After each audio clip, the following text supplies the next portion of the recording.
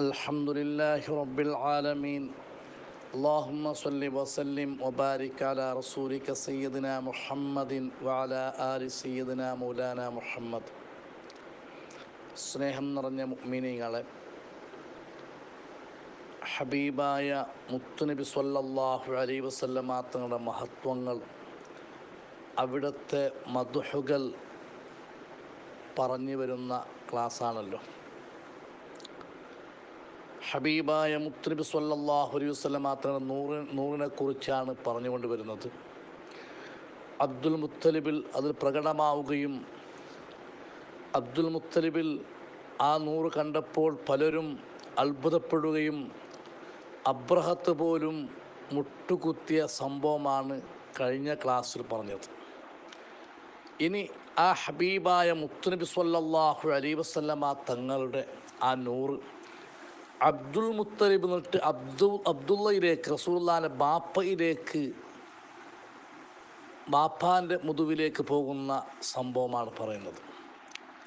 കഴിഞ്ഞ ക്ലാസ്സിൽ പറഞ്ഞു, ഹബീബായ മുത്തുനബി സ്വല്ലല്ലാഹു അലൈഹി വസല്ലമ തങ്ങളുടെ രണ്ട് വാപ്പന്മാർ ബലി അർപ്പിക്കാൻ വേണ്ടി വിധേയരായവരാണ്. ഒന്ന് ഇസ്മായിൽ നബി അലൈഹിസ്സലാം. പലരും ചോദിച്ചു, ആ രണ്ടാമത്തെ റസൂലുള്ളാഹിന്റെ വാപ്പ ആരാണ്, അറുക്കാൻ വേണ്ടി വിധിക്കപ്പെട്ട ആൾ, അത് പറഞ്ഞു തരണമെന്ന്. കഴിഞ്ഞ ക്ലാസ്സിൽ ചെറിയൊരു വിഷയം പറഞ്ഞപ്പോൾ പലരും ഈ ക്ലിപ്പ് കേട്ടവർ അതും കൂടി വിശദീകരിക്കണമെന്ന് പറഞ്ഞു. പക്ഷെ ചെറിയ ഒരു നിലക്ക് മാത്രമാണ് പറയുന്നത്. കഅബ ശരീഫിൻ്റെ അടുത്തുള്ള സംസം കിണർ, അതിൻ്റെ സംഭവം എല്ലാം നിങ്ങൾക്കറിയുമല്ലോ. പിൽക്കാലത്ത് അത് മൂടപ്പെട്ടു പോയി. സംസം കിണർ എവിടെയാണെന്ന് അറിയാണ്ടായിപ്പോയി.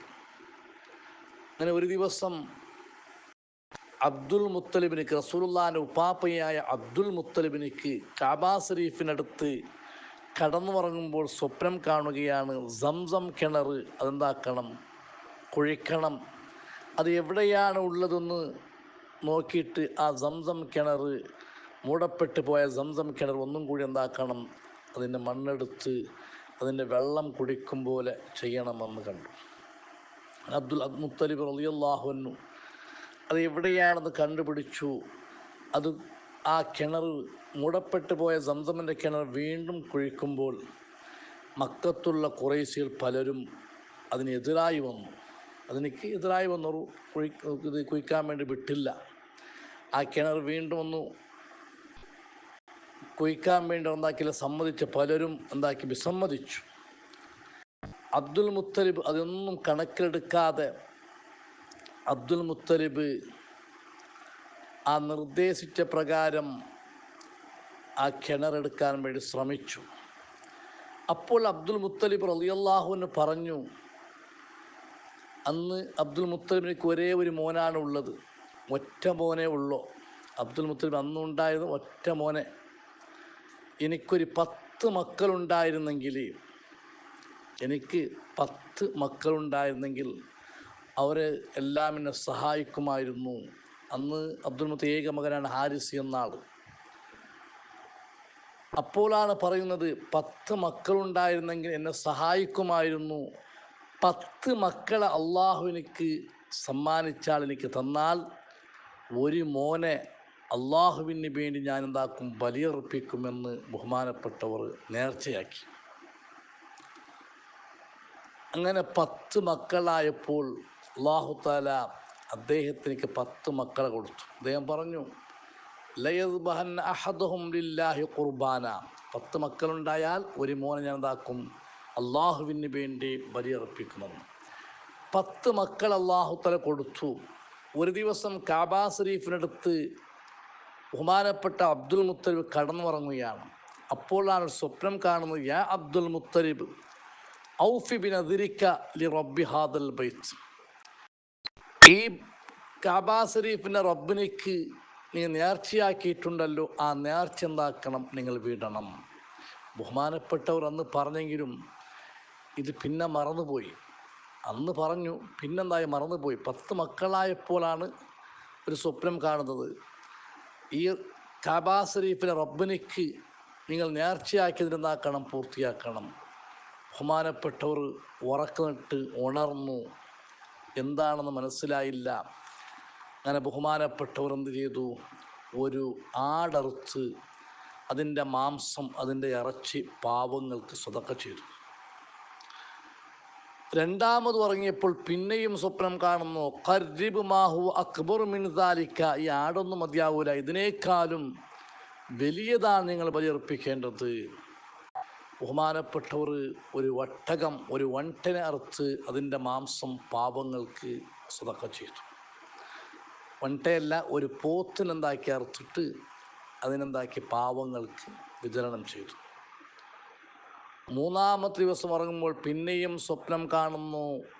ഖർരിബ് മാഹു അക്ബർ മിൻ ദാലിക, ഇതിനേക്കാളും വലിയതാണ് നിങ്ങൾ എന്താക്കേണ്ടത്, ബലിയർപ്പിക്കേണ്ടത്. മൂന്നാമത്തെ വട്ടം ഒരു ഒട്ടകം അറുത്തിട്ട്, ഒരു വണ്ടയെ അറുത്തിട്ട് ബഹുമാനപ്പെട്ട സദക്ക കൊടുത്തു. കാരണം മൂപ്പർക്ക് എന്തെന്ന് മനസ്സിലാകുന്നില്ല. പിന്നെയാണ് നാലാമത്തെ ദിവസം ഉറങ്ങുമ്പോൾ സ്വപ്നം കാണുന്നു. എന്ത്? ഇത് മതിയാൽ ഇതിനേക്കാളും വലിയതെന്താക്കണം, ബലിയർപ്പിക്കണം. ബഹുമാനപ്പെട്ടവർക്ക് അത്ഭുതമായി. ആടിനേക്കാളും വലുത് പോത്താണ്, പോത്തിനേക്കാളും വലുത് ഒട്ടകമാണ്. ഇനി എന്താണ് ആ വലുത്?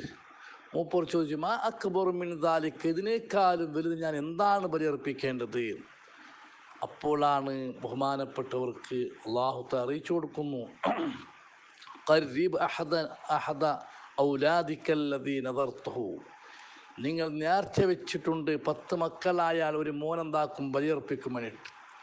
അതുകൊണ്ട് നിങ്ങളെ മക്കളെ കൂട്ടത്തിൽ ഒരാളെന്താക്കണം, ബലിയർപ്പിക്കണം. ബഹുമാനപ്പെട്ടവർക്ക് അപ്പോഴാണ് ഓർമ്മ വന്നത്, 10 മക്കളായാൽ ഞാൻ ബലിയർപ്പിക്കും, നേർച്ചയാക്കിയിട്ടുണ്ടല്ലോ. അങ്ങനെ എന്തു ചെയ്യും? ബേജാറായി 10 മക്കളെയും വിളിച്ചിട്ട് സംഭവം പറഞ്ഞു. മക്കത്ത് സംസം കിണർ കുഴിക്കുമ്പോൾ ഇവിടെയുള്ള ഖുറൈശികൾ ആളുകൾ സമ്മതിച്ചില്ല.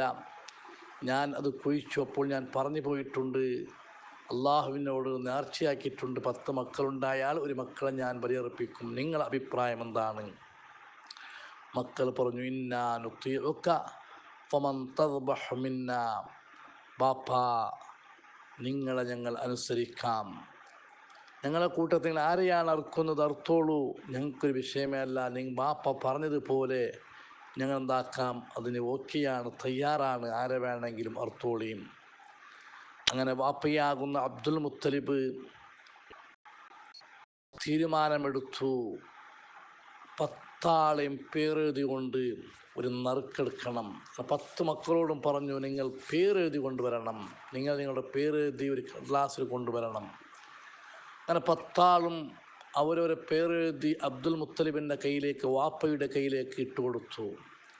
വാപ്പ ഈ 10 മക്കളെയും കൂട്ടിക്കൊണ്ട് കഅബ ശരീഫിനടുത്ത് വന്നിട്ട് കഅബ ശരീഫിനെ പരിപാലിക്കുന്ന, അതിലേക്ക് നേതൃത്വം കൊടുക്കുന്ന ഒരാളെ കയ്യിൽ കൊടുത്തുകൊണ്ട് പറഞ്ഞു, ഇതെൻ്റെ മക്കളാണ്, എനിക്കിങ്ങനെ നിങ്ങൾ സ്വപ്നം കണ്ടിട്ടുണ്ട്, ഞാനിതാ ഇങ്ങനത്തെ തീരുമാനം എടുത്തിട്ടുണ്ട്. നിങ്ങൾ എന്താക്കണം, ഈ 10 പേരിനെ നറുക്കിടണം. എന്നിട്ട് ഒരു ചീട്ടെടുത്തിട്ട് ആരുടെ പേരാണ് വരുന്നത് അവരെ ഞാൻ അറുക്കാൻ വേണ്ടി, ബലിയർപ്പിക്കാൻ വേണ്ടി തീരുമാനിച്ചു. അങ്ങനെ പറഞ്ഞിട്ട് അബ്ദുൽ മുത്തലിബ് ദുആരക്കുകയാണ്, അള്ളാഹുവിനോട് ദുആ ചെയ്യുകയാണ്. ആ കഅബ പരിപാലിക്കുന്ന അയാൾ ആ 10 ആളെ പേരിട്ടിട്ട് ചീട്ടെടുത്തു, നറുക്കെടുത്തു. സുബ്ഹാനല്ലാഹ്. അപ്പോഴാണ് അബ്ദുല്ലാ റളിയല്ലാഹുവിൻ്റെ പേര് വരുന്നത്. അന്ന് ഈ 10 മക്കളെ കൂട്ടത്തിൽ ഹംസത്തുൽ കർറാർ റളിയല്ലാഹുവിനും അബ്ബാസ് റളിയല്ലാഹുവിനും ജനിച്ചിട്ടില്ല. ഈ 2 എളാപ്പന്മാർ ജനിക്കുന്നതിന് മുമ്പാണ് ഈ നറുക്കെടുപ്പ് നടക്കുന്നത്. ഈ മക്കളത് ജനിച്ചിട്ടില്ല. ഇതിനേക്കാളും മുമ്പ് ജനിച്ച 10 മക്കളെ പേരിട്ടപ്പോൾ അള്ളാഹുവിൻ്റെ റസൂലിൻ്റെ വാപ്പയാകുന്ന അബ്ദുല്ലാ റളിയല്ലാഹുവിൻ്റെ പേര് വന്നു. അബ്ദുൽ മുത്തലിബിക്കാണെങ്കിൽ മക്കളെ കൂട്ടത്തിൽ ഏറ്റവും സ്നേഹവും പിരിസവും ഉള്ളത് അബ്ദുല്ലാ റളിയല്ലാഹുവിനോടാണ്. പക്ഷേ റബ്ബിൻ്റെ തീരുമാനം ഇങ്ങനെയാണ്. അങ്ങനെ നേർച്ച പൂർത്തീകരിക്കാൻ വേണ്ടി അബ്ദുല്ലാ റളിയല്ലാഹുവിനെയും അതേപോലെ കത്തിയും കയറുമായിട്ട് ഹാജിമാർ ഖുർബാൻ അറുത്ത് കൊടുക്കുന്ന, ഉളുഹിയ്യത്ത് അറുത്ത് കൊടുക്കുന്ന ആ സ്ഥലത്തേക്ക് കൂട്ടിക്കൊണ്ടു പോവുകയാണ്. കയ്യിൽ കത്തിയുണ്ട്, മോൻ അബ്ദുല്ലാ റളിയല്ലാഹുവിനുണ്ട്, ബള്ളിയുമുണ്ട്. ഇത് കണ്ടപ്പോൾ മക്കാ ഖുറൈശ് ചോദിച്ചു, മാ തുരീദു അൻ തസ്ന, നിങ്ങൾ എന്താണ് ചെയ്യുന്നത്, നിങ്ങൾ എന്താണ് ഉദ്ദേശിക്കുന്നത് ഈ കത്തിയും വള്ളിയും അബ്ദുള്ളയുമായിട്ട്? അപ്പോൾ സംഭവം പറഞ്ഞു, ഔഫി ബിനദ്രി, ഞാൻ നേർച്ചയാക്കിയിട്ടുണ്ട്, ആ നേർച്ച ഞാൻ പൂർത്തീകരിക്കാനാണ് പോകുന്നത്. അപ്പോൾ ഖുറൈശികൾ പറഞ്ഞു, ഇല്ല, ഞങ്ങൾ സമ്മതിക്കില്ല. നിങ്ങൾ ഇങ്ങനെ ചെയ്താൽ മറ്റുള്ളവരും ഇങ്ങനെ എന്താക്കും, പിന്നീട് ഇത് ചെയ്യും, ഇത് ഒരു ചര്യയായിട്ട് മാറും. അതുകൊണ്ട് ഞങ്ങൾക്കൊരു പരിഹാരം കണ്ടെത്താം. ഞങ്ങൾക്ക് സ്വപ്നത്തിലേക്ക് വ്യാഖ്യാനം പറയുന്ന വലിയ വലിയ പണ്ഡിതന്മാർ ഇവിടെയുണ്ട്. തൗറാത്തും ഇഞ്ചീലെല്ലാം ഓതിയ വലിയ വലിയ ആളുമാരുണ്ട്. അവരെടുത്ത് പോയിട്ട് പരിഹാരം കണ്ടെത്താം. നമുക്ക് ആ ഖുറൈശികളും അബ്ദുൽ മുത്തലിബും എല്ലാവരും കൂടി തീരുമാനിച്ചു, ഖൈബറിൽ സ്വപ്നത്തിലേക്ക് കിനാവിലേക്ക് വ്യാഖ്യാനം പറയുന്ന ഒരു പെണ്ണുണ്ട്, ആ പെണ്ണിൻ്റെ അടുത്ത് പോയി നമുക്ക് എന്താക്കാം, പരിഹാരം ചോദിക്കാം. ഏകദേശം മക്കത്ത് 700 കിലോമീറ്റർ ദൂരെയാണ് ഖൈബറുള്ളത്. ആ ഖൈബറിലേക്ക് അബ്ദുൽ മുത്തലിബ് റളിയല്ലാഹു അൻഹും അതേപോലെ മക്കാ ഖുറൈശികളും വാഹനം കയറുകയാണ്. അങ്ങനെ അവിടെ എത്തി ആ സ്ത്രീയെ കണ്ടു. ബഹുമാനപ്പെട്ട ഇമാം ഖസ്സലാനി റളിയല്ലാഹു അൻഹു പറയുന്നു, ആ സ്ത്രീയുടെ പേര് കുതുബ എന്നാണ്.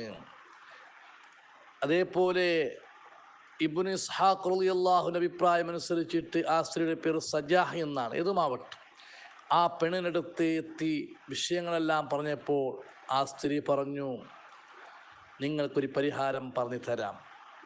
നിങ്ങളുടെ നാട്ടിൽ ഒരാളെ കൊല്ലപ്പെട്ടാൽ എത്ര ഒട്ടകത്തിനെയാണ് നിങ്ങൾ പരിഹാരമായി നൽകുന്നത്? നിങ്ങളുടെ നാട്ടിൽ ആരെങ്കിലും ഒരാളെ കൊല്ലപ്പെട്ടാൽ പരിഹാരമായിട്ട്, അതിനേക്ക് ദണ്ഡമായിട്ട് എത്രയാണ് നിങ്ങൾ കൊടുക്കുന്നത് എന്ന് ചോദിച്ചു ആ സ്ത്രീ. അപ്പോൾ ഇവർ പറഞ്ഞു, ആരെങ്കിലും ഒരാൾ കൊല്ലപ്പെട്ടാൽ അതിനേക്ക് പരിഹാരമായിട്ട് 10 ഒട്ടകത്തെ എന്താക്കും, ദണ്ഡം കൊടുക്കും, ദിയ കൊടുക്കും എന്ന് പറഞ്ഞു. എങ്കിൽ ഒരു പണിയെടുക്കണം, ഒരു ചീട്ട് അബ്ദുല്ലാ റളിയല്ലാഹുവിൻ്റെ പേര് എഴുതണം, മറ്റൊരു ചീട്ടിൽ ഒട്ടകത്തിനെയും എഴുതണം. 2 ചീട്ടും എടുത്തിട്ട് അബ്ദുല്ലാ റളിയല്ലാഹുവിൻ്റെ പേര് വന്നാൽ 10 ഒട്ടകം എന്താക്കണം, കൊടുക്കണം. ആ ചീട്ടെടുത്ത സമയത്ത് ഒട്ടകത്തിൻ്റെ പേര് വന്നതാണെങ്കിൽ പിന്നെയും 10 എന്താക്കണം, കൂട്ടണം. എന്നിട്ട് വീണ്ടും 2 ചീട്ട് ഇട്ടിട്ടെടുക്കണം. അപ്പോൾ നോക്കണം ആരെ പേര് വന്ന്, അബ്ദുല്ലാ റളിയല്ലാഹുവിൻ്റെ പേര് വന്നാൽ 20 ഒട്ടകം മതിയാകും. അല്ല, പിന്നെയും ഒട്ടകത്തിൻ്റെ പേര് വന്നാൽ 30 ഒട്ടകമാക്കണം. അങ്ങനെ 10 പ്രാവശ്യം ചീട്ടെടുത്തപ്പോൾ, നറുക്കെടുത്തപ്പോൾ പേര് വന്നത് അബ്ദുല്ലാ റളിയല്ലാഹുവിൻ്റെതാണ്. 100 ഒട്ടകമായിപ്പോൾ. അതുവരേക്കും അബ്ദുല്ലാ റളിയല്ലാഹുവിൻ്റെ പേര് വന്നില്ല. 11ാമത്തെ വട്ടം ചീട്ടെടുത്തപ്പോൾ ബഹുമാനപ്പെട്ട അബ്ദുല്ലാ റളിയല്ലാഹുവിൻ്റെ പേര് വന്നു. അബ്ദുൽ മുത്തലിബ് പറഞ്ഞു, ഒന്നും കൂടി എന്താക്കണം, നറുക്കിടണം, എനിക്ക് സമാധാനമാണല്ലോ. അങ്ങനെ 12ാമത്തെ വട്ടം പേരിട്ടപ്പോൾ പേര് വന്നത് അബ്ദുല്ലാ റളിയല്ലാഹുവിൻ്റെത്. 3ാമത്തെ വട്ടത്തെ 13ാമത്തെ പ്രാവശ്യം പിന്നെയും നറുക്കിട്ടു, അപ്പോൾ പേര് വന്നു അബ്ദുല്ലാ റളിയല്ലാഹുവിൻ്റെത്. അപ്പോൾ ഖുറൈശികൾ പറഞ്ഞു, എന്തെന്ന്, റബ്ബിക യാ അബ്ദുൽ മുത്തലിബ്, നറുക്കിടേണ്ട ആവശ്യമില്ല, അള്ളാഹുവിൻ്റെ പൊരുത്തം നിങ്ങൾക്ക് കിട്ടിയിട്ടുണ്ട്. 100 ഒട്ടകം ഇതിനേക്ക് എന്താക്കാം, പരിഹാരമായിട്ട് എന്താക്കാം, അറുത്തു കൊടുക്കാം. അങ്ങനെ എന്തു ചെയ്തു, 100 ഒട്ടകം എന്താക്കി അവിടെ നിന്ന് ഇത് അബ്ദുല്ലാ റളിയല്ലാഹുവിനേക്ക് പരിഹാരമായി കൊടുത്തു. ഇസ്മായിൽ നബി അലൈഹി ഇസ്ലാമിനിക്ക് പരിഹാരമായിട്ട് കൊടുത്തത് ഒരു ആടിനെയാണ്. ഈ അബ്ദുല്ലാ റളിയല്ലാഹുവിനേക്ക് പരിഹാരമായിട്ട് 100 ഒട്ടകം കൊടുത്തു. അതാണ് ഹബീബായ മുത്തുനബി സ്വല്ലല്ലാഹു അലൈഹി വസല്ലമ തങ്ങൾ പറഞ്ഞത്, എന്തെന്ന്, ഞാൻ ബലിയർക്കപ്പെടേണ്ടിയിരുന്ന 2 വാപ്പന്മാരുടെ മകനാണ് ഞാൻ. ബലിയർക്കാൻ വിധേയരാക്കപ്പെട്ട 2 വാപ്പന്മാരുടെ മകനാണ് ഞാൻ. ഒന്ന് ഇസ്മായിൽ നബി അലൈഹി ഇസ്ലാം, പിന്നൊന്ന് അബ്ദുല്ലാ റളിയല്ലാഹു അൻഹു. ഇനി ഇതാണ് ഈ 2 അറുക്കപ്പെടാൻ വേണ്ടി വിധേയരാക്കപ്പെട്ട 2 വാപ്പ എന്ന് പറഞ്ഞത്. അബ്ദുൽ മുത്തലിബിൻ്റെ നെറ്റിത്തടത്തിലും ആ ശരീരത്തിലും റസൂലുള്ളാഹിൻ്റെ ആ പ്രകാശം കഴിഞ്ഞ ക്ലാസ് നിങ്ങൾ കണ്ടു. ഇനി ആ 100 അബ്ദുല്ലാ റളിയല്ലാഹുവിലേക്ക് എത്തുന്ന സംഭവമാണ്. അബ്ദുല്ലാ റളിയല്ലാഹുവിലേക്ക് പ്രായമായപ്പോൾ, കല്യാണം കഴിക്കാനുള്ള വയസ്സായപ്പോൾ, ബാപ്പയാകുന്ന അബ്ദുൽ മുത്തലിബ് മോനാകുന്ന അബ്ദുള്ള റളിയല്ലാഹുവിൻ്റെ കയ്യും പിടിച്ചുകൊണ്ട് അതാ പോവുകയാണ് മോനെ മങ്ങലാക്കി കൊടുക്കാൻ വേണ്ടിയിട്ട്. അങ്ങനെ അബ്ദുൽ മുത്തലിബ് കാബ ശരീഫിൻ്റെ അടുത്ത് മോനെയും കൂട്ടിക്കൊണ്ടു വഹബുൻ അബ്ദുമനാഫിൻ്റെ ഹദ്റത്തിലേക്ക് പോവുകയാണ്. പോകുന്ന സമയത്ത് അബ്ദുള്ള റളിയല്ലാഹുവിന് ഒരു പെണ്ണ് കണ്ടു. ഒരു പെണ്ണെന്തായി കണ്ടു, നല്ല ഭംഗിയുള്ള പെണ്ണാണ്, നല്ല തറവാടുകാർത്തിയായ പെണ്ണാണ്. ഫഖാലത്ത് ഐന തദ്ഹബു യാ അബ്ദുള്ള, എവിടേക്കാണ് നീ പോകുന്നത്, നീ എവിടേക്ക് പോകുന്നു? ഖാല മഅബി, ഞാൻ എൻ്റെ ബാപ്പൻ്റെ കൂടെ പോവുകയാണ്.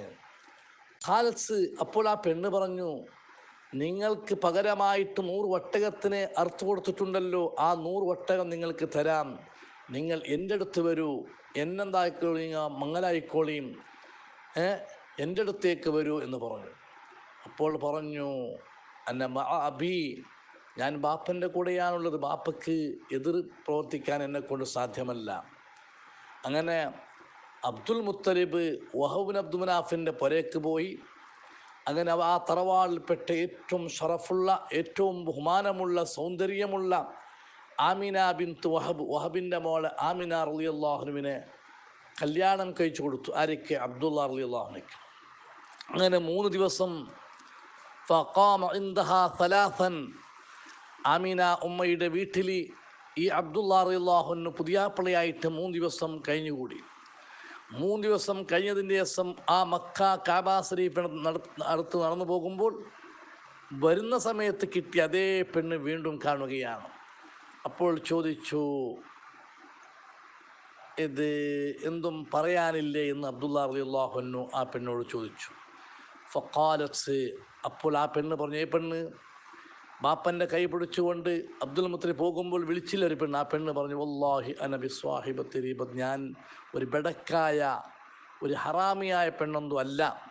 പക്ഷേ വലാകിന്നി റഅയ്തു ഫീ വജ്ഹിക നൂറൻ ഫഅറദ്തു അൻ യകൂന ഫിയ, നിങ്ങളെ മുഖത്തിൽ ഒരു പ്രകാശം കത്തിപ്രകാശിക്കുകയാണ്, ഒരു പ്രകാശത്തെ ഞാൻ കണ്ടു, ആ പ്രകാശം എന്നിലാവാൻ ഞാൻ ഇഷ്ടപ്പെട്ടു, അതുകൊണ്ടാണ് നിങ്ങളെ ഞാൻ വിളിച്ചതും എന്നെ ഭാര്യയായിട്ട് സ്വീകരിക്കൂ എന്ന് പറഞ്ഞതും, അല്ലാതെ വേറെന്തും ഒരു തെറ്റ് ചെയ്യുന്ന ഒരു ഹറാമിയായ പെണ്ണായത് കൊണ്ടല്ല ഞാൻ വിളിച്ചത്.